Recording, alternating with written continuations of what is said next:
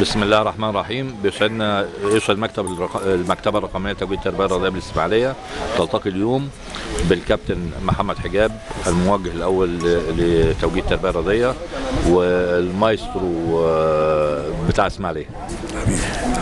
تقول لنا فكرة كده سريعة، انطباعك عن البطولة اللي تشرفت إسماعيلية بإقامتها هنا بالاتفاق مع وزارة التربية والتعليم مع الشباب والرياضة، وطبعا كان الداعم الرئيسي فيها توجيه التربية الرياضية بإمكانياته بقى المدرسين التربية الرياضية في كافة المجالات،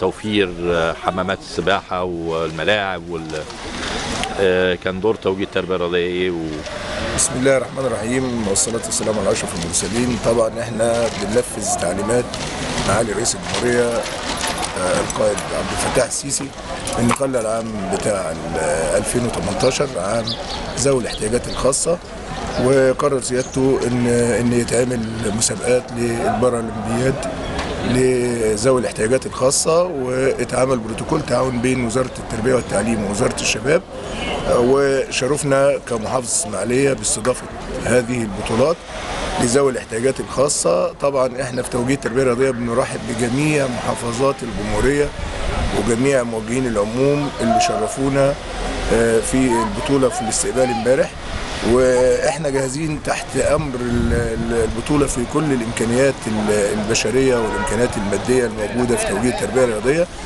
بنوفر لهم حمامات السباحه والملاعب موجوده في المجمع التعليمي، والصالات موجوده تحت امرهم.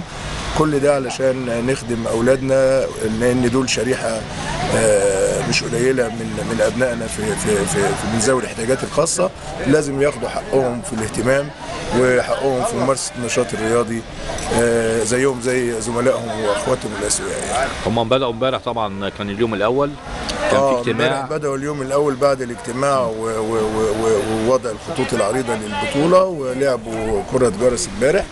النهارده اليوم الثاني في البرنامج في السباحه، وان شاء الله هنستكمل بكره بقيه البطولات، والحفل النهائي غدا ان شاء الله باذن الله يوم الثلاثاء. بكره الساعه كام ان شاء الله؟ بعد الساعه 6 ان شاء الله موجود في المجمع التعليمي. في المجمع.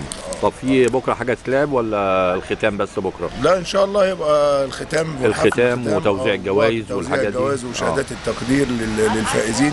وطبعا لما شفنا المستوى في السباحه بسم الله ما شاء الله، في اولاد حققوا مراكز اول كتير جدا وممتازين، ودايما احنا بنراعي اولادنا هنا في مدارسنا في الاسماعيليه من ذوي الاحتياجات الخاصه كما يفعل الزملاء جميعا في جميع المحافظات، وده من ضمن شغلنا، ودول كلهم ولادنا يعني ان شاء الله. طيب انت شايف بقى يعني في نقطه تخصصيه شويه بالنسبه لسعادتك، يعني بالنسبه للمهرجان الرياضي اللي اتعمل لذوي الاحتياجات الخاصه ده، الناحيه التربويه او المستهدف التربوي ليه ايه؟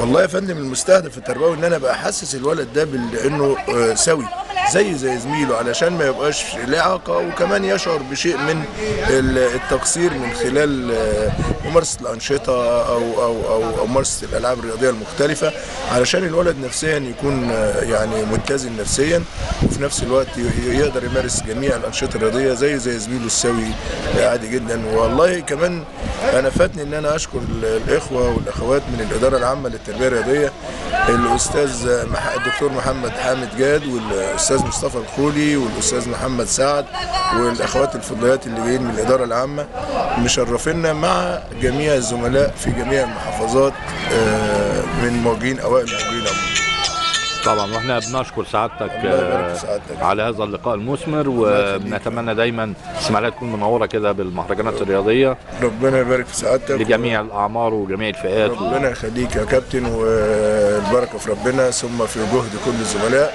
واحنا في مكتب توجيه التربيه الرياضيه مع الاستاذه الزميله ماجده حسن وجميع الاخوه الموجهين جاهزين تحت اي ظرف من الظروف ان احنا ننفذ كل الاوامر اللي تخدم البطوله وتطلع في احسن صوره ان شاء الله. شكرا يا فندم، بارك الله. السلام عليكم.